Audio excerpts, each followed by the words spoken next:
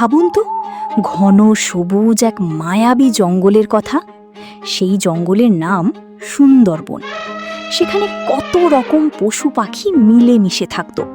হরিণেরা ছানাপোনা নিয়ে কচি ঘাসের ডগায় মুখ দিত, পাখিরা দল বেঁধে কিচিরমিচির করত, আর বানরের দল তো হুপ হাপ শব্দে সারা বন মাথায় তুলে রাখত। সব কিছুই বেশ শান্তিতে চলছিল, কিন্তু এই শান্তির আড়ালে লুকিয়েছিল এক গভীর আতঙ্ক। আর সেই আতঙ্কের নাম ছিল কিশোরী, জঙ্গলের রাজা, এক বিশাল আর অহংকারী সিংহ।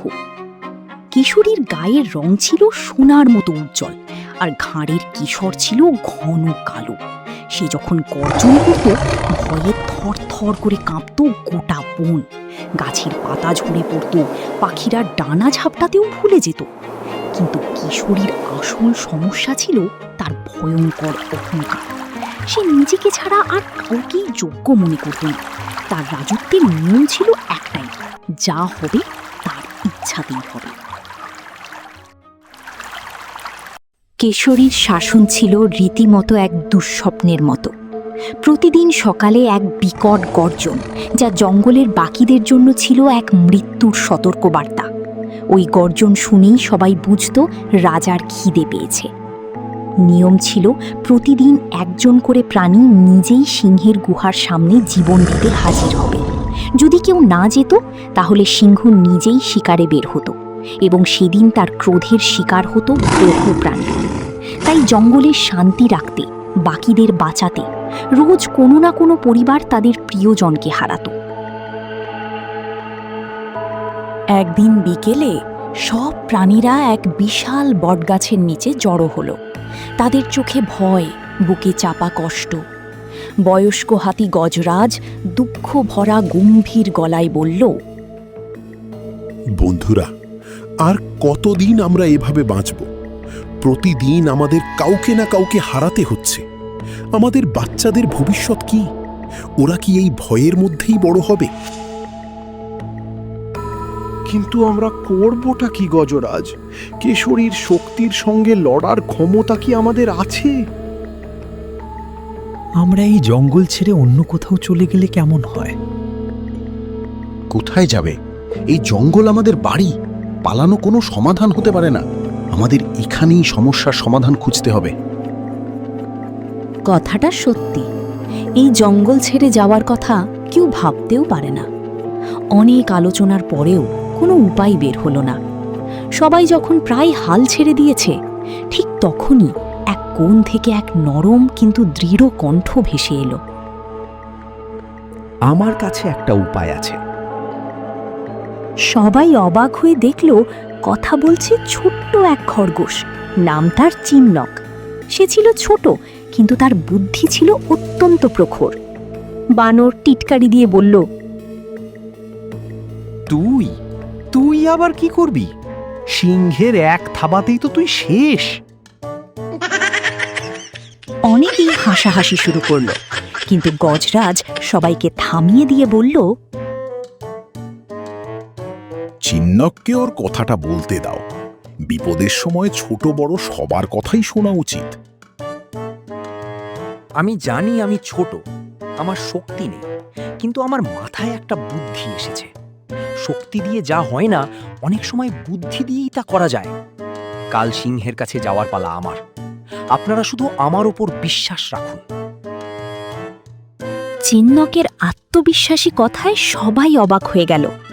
হারানোর আর কিছুই ছিল না, তাই তারা শেষ চেষ্টা হিসেবে চিন্নকের উপর ভরসা করার সিদ্ধান্ত নিল। পরদিন সকাল হলো, কিন্তু আজকের সকালে জঙ্গলে ভয় ছিল না, ছিল এক চাপা উত্তেজনা। চিন্নক তার ঘর থেকে বের হলো, কিন্তু সে সিংহের গুহার দিকেই গেল না। সে ইচ্ছে করেই দেরি করতে লাগলো। এদিক ওদিক ঘুরে বেড়ালো, নদীর ধারে গেল, যেন তার কোনো তাড়াই নেই। কারণ তার মাথায় যে পরিকল্পনা ঘুরছিল, তা সফল হলে এই ভয় চিরদিনের জন্য শেষ হয়ে যাবে। এদিকে দুপুর গড়িয়ে গেছে, কিন্তু খাবারের দেখা নেই। খিদে আর অপমানে কিশোরীর মেজাজ তখন চরমে। সে রাগে গর্জন করে বলল, এত বড় সাহস! আমার খাবার এখনো এসে পৌঁছায়নি। আজ আমি বের হলে গোটা জঙ্গল উজাড় করে দেব। ঠিক তখনই দেখল ছোট্ট একটা খরগোশ তার দিকে আসছে। সিংহ তো রেগে আগুন। সে চিৎকার করে বলল, এই পুচকে, আমার খাবার হিসেবে তোকে পাঠানো হয়েছে, আর তোর আসতে এত দেরি হলো কেন? মহারাজ, আমি ক্ষমা চাইছি, আমার আসতে দেরি হয়ে গেছে, কিন্তু এর জন্য আমি দায়ী নই। আমি তো সময়ের আগেই রওনা দিয়েছিলাম। তাহলে দায়ী কে? সত্যি করে বল, নইলে তোর চিহ্নও খুঁজে পাওয়া যাবে না। মহারাজ, আমি যখন আসছিলাম তখন মাঝপথে আরেকটা সিংহ আমাকে আটকেছিল। সে নিজেকে এই জঙ্গলের নতুন রাজা বলে দাবি করছিল। আমি আপনার কথা অনেক বললাম, কিন্তু সে আমার কোনো কথাই শুনল না। এই কথা শোনার সঙ্গে সঙ্গে কেশরীর চোখ দুটো রাগে লাল হয়ে গেল। তার অহংকারে যেন আগুন ধরে গেল। সে গর্জন করে বলল, কি? আমার জঙ্গলে আরেক রাজা? কোথায় সে? কেমন দেখতে? মহারাজ, সে দেখতে আপনার চেয়েও বিশাল আর শক্তিশালী। আমার সঙ্গে আরো 5টি খরগোশ ছিল আপনার খাবারের জন্য। সেই সিংহটা তাদের সবাইকে মেরে ফেলেছে আর বলেছে এই জঙ্গলের সব শিকারের ওপর এখন থেকে শুধু তারই অধিকার। কিন্তু মহারাজ, সে ভীষণ শক্তিশালী। আপনি কি একা পারবেন? এই কথায় সিংহের অহংকার আরও বেড়ে গেল। সে ধমক দিয়ে বলল, চুপ কর, তুই শুধু আমাকে পথ দেখিয়ে নিয়ে চল, বাকিটা আমি দেখছি। চিহ্নক বুঝল টোপ ঠিক মতো গিলেছে। সে বলল, ঠিক আছে মহারাজ, আপনি আমার সঙ্গে আসুন। অহংকারী সিংহ খরগোশের চালাকি বুঝতে না পেরে তাকে অনুসরণ করতে শুরু করল। চিহ্নকে আগে আগে আর তার পেছনে রাগে গড়গড় করতে করতে কেশরী। খরগোশ ইচ্ছে করি জঙ্গলের এক দুর্গম আর অচেনা পথ দিয়ে সিংহকে নিয়ে চলল। আর কত দূর? আমার আর তর সইছে না। আর একটু মহারাজ, সেই নতুন রাজা খুব চালাক। সে মাটির নিচে এক গুপ্ত দুর্গে থাকে। গুপ্ত দুর্গ কথাটা শুনি সিংহের কৌতূহল আরও বাড়ল। অনেকক্ষণ হাঁটার পর তারা জঙ্গলের এক প্রান্তে এক খোলা মাঠের মাঝখানে এসে পৌঁছালো। সেখানে পুরনো দিনের তৈরি একটা গভীর কুয়ো ছিল। চিহ্ন কুয়োটার কাছে এসে থেমে গিয়ে বলল, মহারাজ, এটাই সেই সিংহের দুর্গ। সে এই কুয়োর ভেতরেই থাকে। সিংহ অবাক হয়ে বলল, তুই মজা করছিস? এর ভেতরে সিংহ থাকবে কিভাবে? না মহারাজ, আমি সত্যি বলছি। সে এই গভীর জলের নিচেই লুকিয়ে থাকে। আপনি ঝুঁকে দেখুন, হয়তো তাকে দেখতে পাবেন, কিন্তু খুব সাবধান। অহংকারী কেশরী খরগোশের কথায় কান না দিয়ে কুয়োর ভেতরে উকি দিল। কুয়োর জল ছিল আয়নার মতো স্বচ্ছ। সিংহ ঝুঁকে তাকাতেই জলের মধ্যে নিজের প্রতিচ্ছবি দেখতে পেল। সে দেখল জলের গভীরে আর একটা সিংহ রাগী চোখে তার দিকেই তাকিয়ে আছে। সিংহ ভাবল এটাই সেই শত্রু। রাগে সে কুয়োর ভেতর তাকিয়ে এক বিকট গর্জন করল। সঙ্গে সঙ্গে কুয়োর গভীর থেকে সেই গর্জনেরই প্রতিধ্বনি ফিরে এলো, যা তার নিজের গর্জনের চেয়েও জোরালো শোনালো। এই প্রতিধ্বনি শুনেই কিশোরীর অহংকার চরমে উঠল।